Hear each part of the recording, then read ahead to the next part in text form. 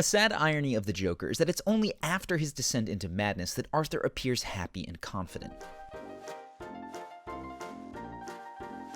But of course, turning on the world isn't the only way to feel mentally strong, and that's why in this video I want to use Arthur's story to talk about 5 habits that kill your mental fortitude and your confidence, and what you can do instead to build mental toughness. And I fully recognize that Arthur is someone with atypical neurology, whose mental illness has a slew of causes outside of his control, but these habits aren't helping him, and I think they make an excellent jumping off point to reveal tweaks that any of us can make to feel better in our own lives. Joker spoilers will of course follow. First off, we see that Arthur often engages in fantasy, imagining first that Murray would love him as a son. You see all this, the lights, the show, the audience, all that stuff, I'd give it all up in a heartbeat to have a kid like you. And then later he fantasizes that he could just stroll into his neighbor's apartment after committing a triple homicide and make out with her out of nowhere. We've talked about the power of visualization in past videos, particularly on Conor McGregor. Vividly envisioning a desired outcome can make you more likely to achieve it, but it's important to note that Arthur's fantasies do not have the same positive impact as the visualizations that we discussed. And the fundamental difference is that visualizations include the work necessary to achieve a goal, whereas fantasies focus just on the crowning moment of glory. Arthur doesn't imagine practicing his stand-up routine with improved timing. He doesn't imagine properly introducing himself to his neighbor or asking her on a date. He skips right to the unearned payoff. Now, you definitely want to avoid this trap in your own life. Otherwise, you're conditioning yourself to be a dreamer that never quite makes it. So make sure that your visualizations include not just the moment of success, but also some of the realistic effort that is going to be required to get there.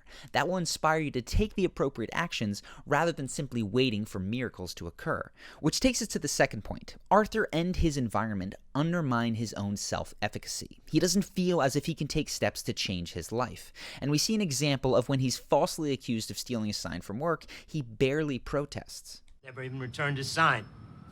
Because I got jumped. Didn't you hear? If you don't return the sign, I gotta take it out of your paycheck. Are we clear? This unwillingness to self-advocate may come from Arthur's upbringing. His mother reinforces the idea that Arthur is incapable of changing things by constantly insisting that the only path to a better life is for Thomas Wayne to come out of the blue and rescue them. Why would he help us? Because Thomas Wayne is a good man. If he knew how we were living, if he saw this place, it would make him sick. Arthur's lack of self-confidence and self-efficacy is further compounded by her insistence on a fixed mentality when it comes to skill acquisition. For instance, when Arthur talks about doing stand-up, she doesn't encourage him to practice, but instead treats his talent as something that is completely limited and fixed. Everybody's telling me that my stand-up's ready for the big clubs. But Happy, what makes you think you could do that? What do you mean? I mean, don't you have to be funny to be a comedian? Now, she has a point. Arthur's jokes probably won't go over very well. But rather than talking about being funny, a better frame would be to talk about the need to practice writing jokes. One implies a helpless worldview. You either are or you aren't, and dreams can never be achieved if you aren't. And the other implies that dedicated hard work can make an impact.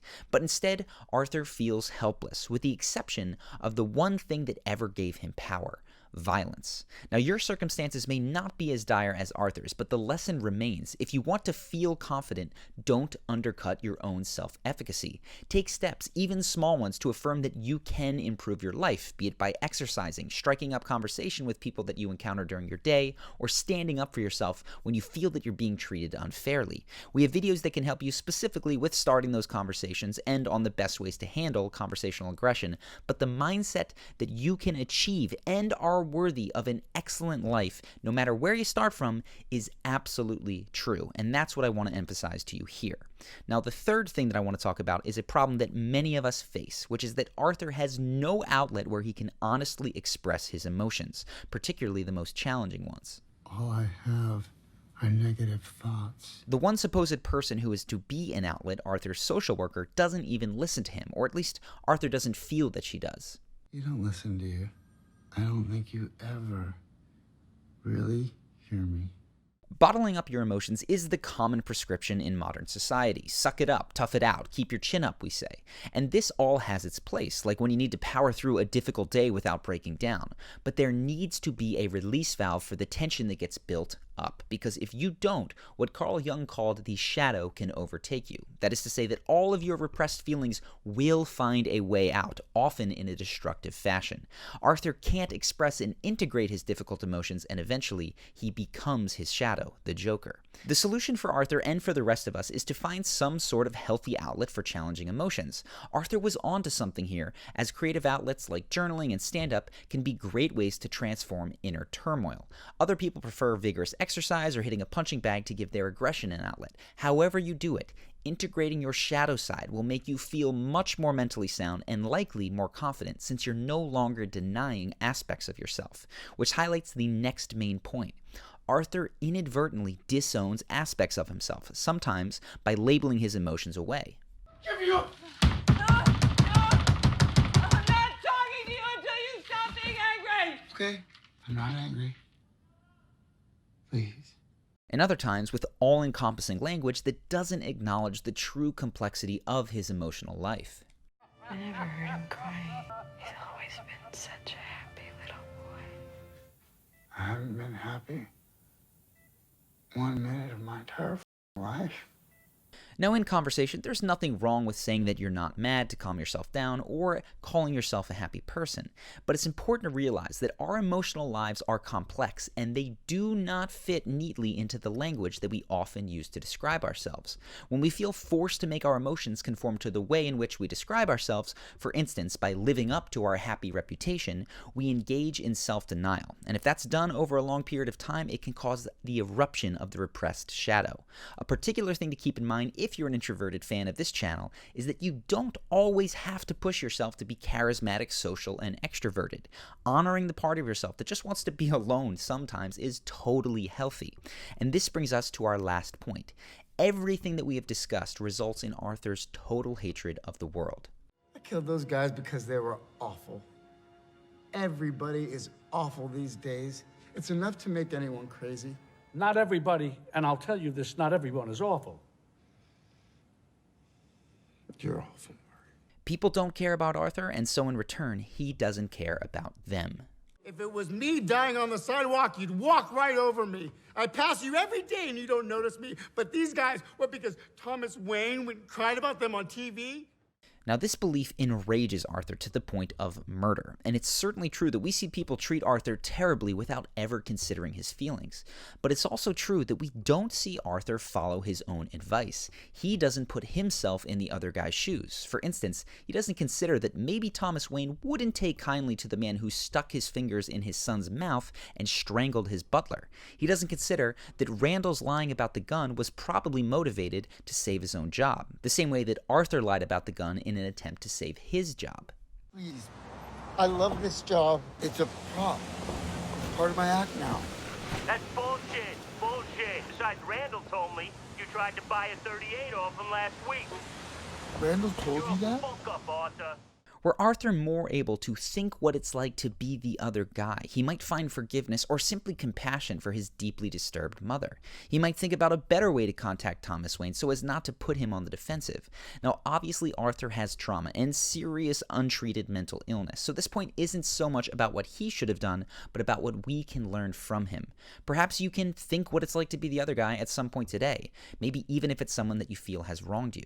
This empathetic perspective makes you far more socially effective, and it makes you less likely to become caught up in negative spirals, which, addictive as they may feel, really only serve to make you feel frustrated or weak. One thing that really aggravates Arthur's problems is that he doesn't have a strong support network. He doesn't have friendships at work or outside of it, and his relationship with his girlfriend exists only in his imagination. Now, I imagine that you are probably in a better situation with Arthur. Based on the comments in past videos, it seems like many of you would enjoy having more strong friendships, better relationships at work, and a better dating life. And if that all interests you, I highly recommend that you check out Charisma University.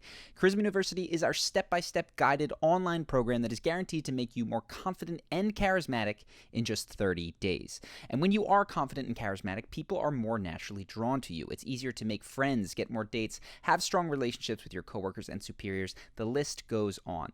Now, over 5,000 people have already taken advantage of this program and gained life-changing results from it. Here is what just a few of them have to say. This first one is from someone who found Charisma University life-changing for his confidence. He said, "I wasn't truly confident. I was constantly seeking validation and cared too much about other people's opinions of me.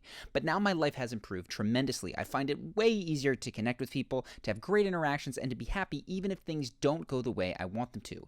Taking this course has been one of the most impactful decisions of my life, and when I look back, I truly can't recognize the old me. I can't recommend it enough." Now, this next member shared how it helped his social life, saying, "I've always been bad at expressing myself in situations that weren't one-on-one. Even one-on-one, I'd struggle to make connections half the time. But after Charisma University, I am way more confident in saying what I think and feel, even in bigger group settings. I feel much more happy all the time. I was even able to talk to a woman that I've had a crush on for a year and make a great first impression. Overall, I love this course and I keep coming back to it whenever I need a refresher. Thank you so much for making it." And this last one for today writes, "Thank you so much for this program. After going through Charisma University, I have made more friends, I have higher self-esteem, and I can more easily talk to people I don't know.